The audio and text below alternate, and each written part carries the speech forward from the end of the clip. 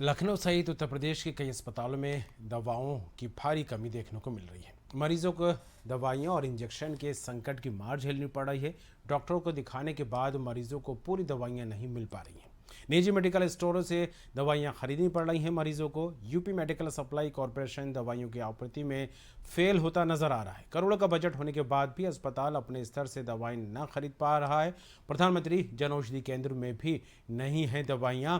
इसके अलावा बात की जाए तो जन औषधि केंद्रों पर 400 तरह की दवाइयां होनी चाहिए, लेकिन वे नहीं हैं।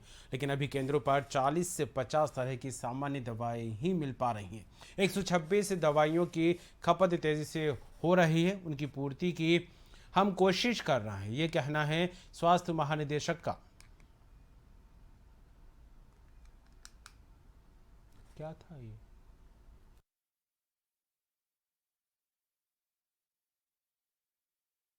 था क्या, अभी 2 वर्ष जैसे हम लोग देखे कोविड का काल था, उस समय हमारी दवाइयाँ नहीं खर्च हुई। और जैसे ही पोस्ट कोविड वाला समय आया तो एकाएक हमारे सरकारी अस्पतालों में भीड़ आ गई, तो दवाइयाँ तेजी से ख़त्म होने लगी। लेकिन हमारे जो कॉरपोरेशन है जो इसको प्रोक्योर करता है, उसने फिर से नई व्यवस्था बना रहा है वो, और हमारी जो सप्लाई चेन है उसको भी सुदृढ़ किया जा रहा है ताकि किसी भी चिकित्सालय में दवाइयों की कमी ना आए। वैसे भी हम लोग जो इमरजेंसी ड्रग्स होती हैं या एसेंशियल दवाएं होती हैं, हम लोग 20% ऑफ द टोटल बजट हम देते हैं अपने कंट्रोलिंग ऑफिसर को कर सकते हैं। वैसे भी आज भी हम लोग एक मीटिंग कर रहे हैं, हम उसमें एमडी एनएचएम हैं, हम अभी उसी मीटिंग से आ रहे हैं, डीजी फैमिली वेलफेयर है, हमारे एमडी कॉर्पोरेशन है। पूरी प्रोसेस को कैसे सुदृढ़ किया जाए हम लोग आज मीटिंग कर रहे हैं और शीघ्र ही सारी समस्या का समाधान हो जाएगा। कहते नजर आ रहे हैं, लेकिन कुल मिलाकर जो स्थिति काफ़ी चिंताजनक बनी हुई है। खास करके उत्तर प्रदेश के अस्पतालों को लेकर बात करें, यहाँ पर मरीजों को दवाइयाँ उपलब्ध नहीं हो पा रही हैं। लखनऊ सहित यूपी के कई अस्पतालों में दवाइयों की भारी कमी देखने को मिल रही है। मरीजों को दवाइयों और इंजेक्शन के जो संकट है उसकी मार झेलनी पड़ रही है। डॉक्टर को दिखाने के बाद मरीजों को दवाइयां नहीं मिल पा रही हैं, जिसके चलते निजी मेडिकल स्टोरों से खरीदना मरीज और उनके परिजनों की मजबूरी बन गया है। यूपी मेडिकल सप्लाई कॉरपोरेशन दवाइयों की आपूर्ति में फेल होता नजर आ रहा है। करोड़ों का बजट होने के बाद भी अस्पतालों में दवाइयां मरीजों को मुहैया नहीं हो पा रही हैं। अस्पताल अपने स्तर से दवाइयां नहीं खरीद पा रहे हैं। प्रधानमंत्री जन औषधि को लेकर बात करें तो प्रधानमंत्री जन औषधि केंद्र में भी दवाइयां नहीं हैं। जी हां, जन औषधि केंद्रों पर 400 तरह की दवाइयां होनी चाहिए, लेकिन उत्तर प्रदेश के सभी केंद्रों पर देखा जाए तो 40 से 50 तरह की सामान्य दवाइयां ही मिल पा रही हैं। 126 दवाइयों की खपत तेजी से होती है, उनकी पूर्ति की कोशिश हम कर रहे हैं, ये कहना है स्वास्थ्य महानिदेशक का। और आपको बता दें, वो दवाइयाँ जो रूटीन दवाइयाँ रहती हैं, ब्लड प्रेशर की दवा हो, शुगर की दवा हो, या फिर बच्चों से संबंधित आम बीमारियां हैं, सर्दी जुकाम बुखार, इस तरह की दवाइयों को पैरासीटामोल जो है एक आम दवा है, बुखार में खास तौर से चलती है, लेकिन इस दवाई का भी जो है शॉर्टेज सरकारी अस्पतालों में देखने को मिल रहा है।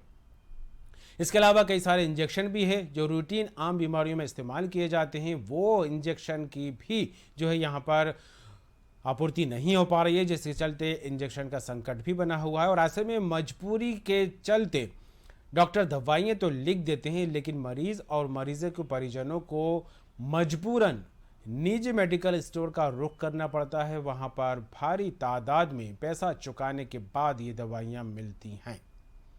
हालांकि भले ही सरकारी अस्पतालों में 1 रुपये का पर्चा बनाकर दिया जाता हो, लेकिन उस 1 रुपये के पर्चे के बाद सरकारी दवाइयाँ मरीजों को नहीं मिल पा रही हैं। मरीजों के लिए जो है प्राइवेट मेडिकल स्टोर का ही मरीजों को रुख करना पड़ रहा है। चाहे ब्लड प्रेशर की दवा हो, गैस से संबंधित बीमारियों की दवा हो, कैल्शियम जैसी दवा जो बच्चों को दी जाती है, बड़े को दी जाती है, वो दवाई भी यहाँ पर इसका टोटा बना हुआ है, जो है इस दवाई की भी पूर्ति नहीं हो पा रही है। ब्लड प्रेशर, शुगर, इन तमाम बीमारियों से संबंधित दवाइयों का कहीं ना कहीं अकाल पड़ता नजर आ रहा है। प्रधानमंत्री औषधि केंद्र को लेकर बात करें तो यहाँ पर भी दवाइयों का शॉर्टेज नजर आ रहा है। 400 तरह की दवाइयाँ इन औषधि केंद्रों पर होनी चाहिए, लेकिन 40 से 50 तरह की सामान्य दवाइयाँ ही मिल पा रही हैं, वो भी बामुश्किल तरीके से।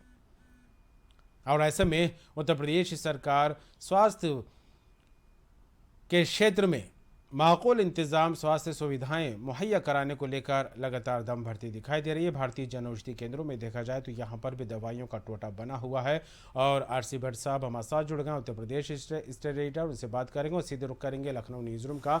भट्ट जी, उत्तर प्रदेश में स्वास्थ्य व्यवस्थाएं सुचारू रूप से चलने की बात कही जा रही है, चाहे सरकार हो चाहे प्रशासन हो। इस बात को लेकर अक्सर दम भरते यहाँ पर नजर आते, लेकिन जिस तरह से एक बड़ी खबर निकल कर ये सामने आई है कि सरकारी अस्पतालों में दवाइयों का टोटा लगा हुआ और ऐसे में डॉक्टर्स दवाइयां तो मरीजों को लिख देते हैं, लेकिन मजबूरन जो है दवाइयां न मिलने के चलते निजी मेडिकल से मरीज और उनके परिजनों को दवाइयां खरीदना पड़ रही हैं। क्या कुछ वजह मानी जाए कि इतने दावे होने के बावजूद भी मरीजों को दवाइयां सरकारी अस्पतालों में नहीं मिल पा रही? कमर, अभी जो जानकारी हमारे पास आई है जी कि उत्तर प्रदेश के जो हॉस्पिटल्स हैं वहां दवाएं, जो जरूरी दवाएं हैं, वो उपलब्ध नहीं है। अगर हम राजधानी लखनऊ की बात करें, बलरामपुर अस्पताल, श्यामा प्रसाद मुखर्जी हॉस्पिटल और फिर उसके साथ साथ अन्य जो अस्पताल हैं, वहां भी जो जरूरी दवाएं हैं उनका टोटा है, यानी कि वो दवाएं उपलब्ध नहीं है। जी और उसके साथ साथ जब मैंने उत्तर प्रदेश के तकरीबन 42 जनपदों में मैंने फोन किए, वहां के डिटेल्स मैंने लिए, वहां की स्टेटस जाननी चाहिए कि कौन कौन सी दवाएं हैं अस्पतालों में, डिस्ट्रिक्ट हॉस्पिटलों में, तो वहां चौंकाने वाली रिपोर्ट आई कि वहां जो जरूरत की दवाएं हैं वो दवाओं का बड़ा अभाव है। और ये बिल्कुल साफ है कि कहीं न कहीं जो मरीज अस्पतालों में जाते हैं और वो दवाएं उनको लिखी जाती हैं और जो जरूरी दवाएं होती हैं वो उनको सुचारू रूप से उन अस्पतालों से मिल जानी चाहिए, लेकिन वो नहीं मिल पा रही और मजबूरन उनको महंगे दामों पर दूसरे मेडिकल स्टोर से, बाहर के मेडिकल स्टोर से वो दवाएं उनको खरीदनी पड़ रही हैं, जो महंगे दामों पर होता है। और ये निश्चित है कि सरकार की जिम्मेदारी है कि स्वास्थ्य सेवाओं में सबको दवाइयां सुचारू रूप से दी जाए। अगर हम जन औषधि केंद्र की बात करें तो करीबन 400 दवाइयां वहां जो है निश्चित की गई हैं, लेकिन उसमें से तकरीबन 40 से 50 दवाएं मिल पा रही हैं। जरूरी दवाएं जो खासतौर पे हम कहें बच्चों की या फिर शुगर की या अन्य जो बीमारियां हैं उनकी, वो जरूरी दवाएं जो है उपलब्ध इस समय हॉस्पिटलों में नहीं है। यह एक बड़ा संकट है। और आप ये समझ लीजिए कि अगर हम दूर की बात छोड़ दें, सिर्फ हम लखनऊ की अगर हम बात करें तो लखनऊ जैसे तमाम बड़े अस्पतालों में इस समय जरूरत की सिर्फ 40% दवाएं जी। और इससे साफ जाहिर होता है कि दवाओं की जो आपूर्ति है वो कमर सुचारू रूप से इन अस्पतालों में नहीं हो पा रही है। आखिर कारण क्या है, इसके बारे में हमने जानने की कोशिश की। सरकार ने जो एक स्ट्रक्चर बनाया है दवाओं की सप्लाई का, उसके लिए मेडिकल सप्लाई कारपोरेशन का गठन किया गया और उसके साथ साथ उसकी वो जिम्मेदारी दी गई कि आप सभी इन अस्पतालों को दवाएं सामान्य रूप से सुचारू रूप से सप्लाई करें। और उसके साथ साथ मुख्य चिकित्सा अधिकारियों को ये 20% तक अधिकार दिए गए कि आप ये दवाएं, जरूरी दवाएं जो है वो 20% तक खरीद सकते हैं, बाकी 80% मेडिकल सप्लाई कारपोरेशन देगा। लेकिन जो चौंकाने वाली जो मेरे पास रिपोर्ट आई है उसमें साफ तौर पर यह है कि Uttar Pradesh medical supply corporation दवाओं की सप्लाई नहीं कर पा रहा है। यानी कि वहां टेंडरिंग प्रक्रिया से लेकर जैन पोर्टल की प्रक्रिया, सभी प्रक्रियाओं से भी वो जरूरी दवाएं जो जनहित में देनी है, बीमार लोगों को देनी है, अस्पतालों के माध्यम से वो दवाएं सप्लाई नहीं हो पा रही। यह एक बहुत बड़ा विषय है। सरकार लाख ये दावे कर ले कि स्वास्थ्य सेवाएं में काफी सुधार हो रहा है, स्वास्थ्य सेवाएं सभी को मिल रही हैं, दवाएं उपलब्ध हैं, लेकिन ये साफ है कि जो रिपोर्ट है उससे कहीं न कहीं ये साफ पता चल रहा है कि दवाओं की उत्तर प्रदेश में भारी कमी है। Uttar Pradesh medical supply corporation दवाओं को सप्लाई नहीं कर पा रहा है और जो बाध्यता है मुख्य चिकित्सा अधिकारी की, वो उस बाध्यता के हिसाब से वो दवाएं खरीद रहे हैं। अब बड़ा संकट ये है कि आखिर दवाएं नहीं है तो सरकार की ये जिम्मेदारी क्यों नहीं बनती है कि वो तेजी से इन दवाओं की आपूर्ति करे, चाहे जैसे भी हो, जो भी उनको जतन करने चाहिए इन तमाम अस्पतालों में, खासतौर पर उत्तर प्रदेश के जो सरकारी अस्पताल जिसको कहे जाते हैं, डिस्ट्रिक्ट हॉस्पिटल्स हैं, सीएससी, पीएससी हैं, इनकी सप्लाई जो है निरंतर आपूर्ति की जाए। और इसमें बड़ी जिम्मेदारी, क्या सबसे बड़ी जिम्मेदारी Uttar Pradesh medical supply corporation की है। लेकिन medical supply corporation Uttar Pradesh में पूरी तरह से फेल हो चुका है और भ्रष्टाचार की भेंट भी चढ़ गया। जी। ये कहीं न कहीं सुचारू रूप से जो है वो अपने वेयर हाउस के माध्यम से ये सप्लाई नहीं कर पा रहा है और ये डिस्ट्रिक्ट्स में नहीं जा पा रहे हैं। सबसे पहले तो दवाओं का जो टेंडरिंग प्रक्रिया होनी चाहिए, दवाओं को जिस तरह से लेना चाहिए और फिर लेकर वो वेयर हाउसेस को भेजना चाहिए, वेयर हाउस के माध्यम से फिर आगे वो डिस्ट्रिक्ट सप्लाई जो है डिस्ट्रिक्ट को सप्लाई हो सीएससी पीएससी को, लेकिन वो चीजें नहीं हो पा रही है। उत्तर प्रदेश के स्वास्थ्य महानिदेशक से हम लोगों की बातचीत हुई, उन्होंने साफ तौर पर यह स्वीकार किया कि मेडिकल सप्लाई कॉर्पोरेशन से दवाएं की आपूर्ति कहीं न कहीं बाधित है और उन्होंने कोरोना का भी हवाला दिया। लेकिन मैं ये समझता हूं कि अगर सरकार बहुत सारे फैसले ले रही है तो आखिर ये फैसला क्यों नहीं ले रही है कि इन तमाम अस्पतालों में तेजी के साथ दवाएं सप्लाई की जाए जो मरीजों के जो जान के लिए बेहतर है, उनके स्वास्थ्य के लिए बेहतर है। तो यह एक बड़ा सवाल खड़ा होता है और निश्चित रूप से कहीं न कहीं देखा जाए तो स्वास्थ्य महकमा इस समय कहीं न कहीं पूरी तरह से कमजोर साबित हो रहा है इस मामले में, खासतौर पे दवाओं की सप्लाई में। हालांकि उत्तर प्रदेश के डिप्टी सीएम स्वास्थ्य हैं ब्रजेश पाठक, वो लगातार दौरे कर रहे हैं, तमाम मीटिंग कर रहे हैं, लगातार उनकी ये कोशिश है कि कहीं न कहीं स्वास्थ्य सेवाएं जो उत्तर प्रदेश की हैं वो पटरी पे आए।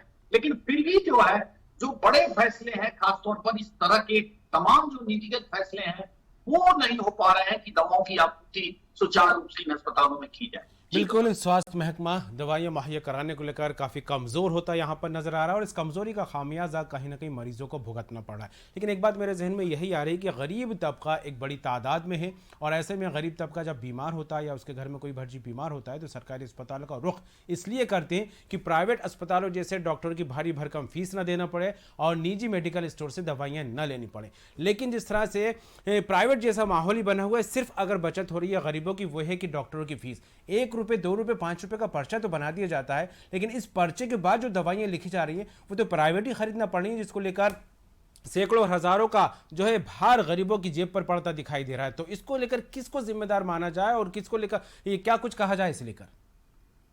कमल, ये बड़ा सवाल है। मैं खुद उन अस्पतालों का दौरा किया हूं और अस्पतालों में जाने के बाद जब डॉक्टर द्वारा उनकी बीमारी को का इलाज कर लिया जाता है और फिर दवाएं लिखी जाती हैं और वो दवाएं जब डिस्ट्रिक्ट हॉस्पिटल या अस्पतालों के काउंटर पर मरीज स्वयं जब लाइनों में लगकर मांगता है तो वो दवाएं वो बताते हैं कि उपलब्ध नहीं है और फिर वही दवाएं दलालों के माध्यम से बाहर के मेडिकल स्टोर्स पर जब वो खरीदता है तो उसको अपनी जेब को मजबूती से ढीली करनी पड़ती है। तो ये एक बड़ा सवाल है। हालांकि सरकार बार बार ये दावा करती है कि उत्तर प्रदेश की स्वास्थ्य सेवाएं बहुत अच्छी हैं, हर तरह से जो है इनको सुविधाएं दी जा रही हैं, लेकिन इसमें यह एक अहम सवाल है कि उत्तर प्रदेश में जो मरीज इन अस्पतालों में जा रहे हैं उनको उनकी माफी दवाएं क्यों नहीं मिल पा रही है। और उसके साथ साथ बच्चों की अगर हम बात करें, बहुत ही संवेदनशील मुद्दा है कि बच्चों की भी दवाएं जो उनको निहायत जरूरी है, जो हमारे छोटे छोटे नौनिहाल हैं उनके लिए भी दवाएं डिस्ट्रिक्ट हॉस्पिटलों में उपलब्ध नहीं है।